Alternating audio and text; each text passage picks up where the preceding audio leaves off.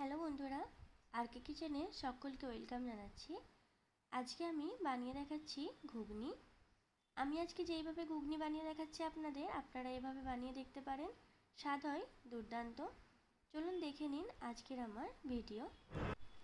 এরপর একটা প্রেসার কুকারের মধ্যে দিয়ে দিচ্ছি 3টে মিডিয়াম সাইজে চৌকো করে কেটে নেওয়া আলু, 2 বাটি আগের থেকে ভিজিয়ে রাখা মটর, দিয়ে দিচ্ছি হাফ চামচ হলুদ, 1 চামচ লবণ, 1.5 গ্লাস জল। এরপর আমি গ্যাসের ফ্লেম চালু করে 2টো সিটি লাগিয়ে সেদ্ধ করে নেব আলু ও মটর। গ্যাসের ফ্লেম চালু করে আমি একটা কড়াই বসিয়ে দিয়েছি, তার মধ্যে দিয়ে দিলাম তেল।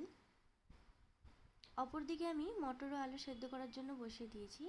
দিয়ে দিলাম গোটা গরম মশলা, তেজপাতা, আর দিয়ে দিচ্ছি একটা বড় সাইজের কুচানো পেঁয়াজ। পেঁয়াজ হালকা এরকম নরম হয়ে আসলে এর মধ্যে আমি দিয়ে দেব 1 চা চামচ আদা রসুন বাটা।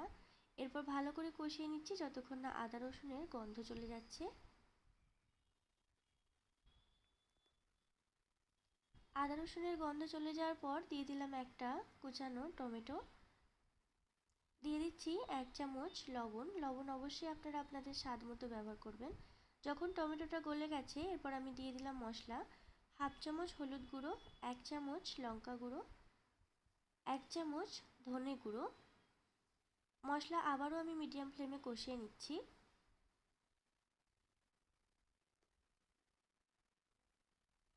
মশলা কষিয়ে নেওয়ার পর এখন দিয়ে দিচ্ছি আগের থেকে সেদ্ধ করে রাখা আলু ও মটর।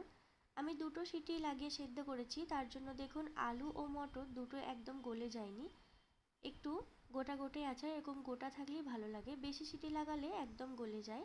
এখন আলু ও মটরের সঙ্গে মশলা আমি 2 মিনিট হাই ফ্লেমে কষিয়ে নিচ্ছি।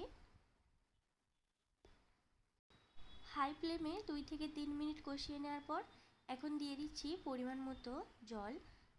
জলটা আপনারা পরিমাণ মতোই ব্যবহার করবেন। এরপর আমি ঢাকনা বন্ধ করে 5 মিনিট লো ফ্লেমে এটাকে সেদ্ধ হওয়ার জন্য রেখে দেব। 5 মিনিট পর ঢাকনা খুলে দিয়ে দিচ্ছি গরম মশলার গুঁড়ো 1 চামচ, ভাজা জিরে গুঁড়ো, আর দিয়ে দিলাম সামান্য কুচানো ধনেপাতা।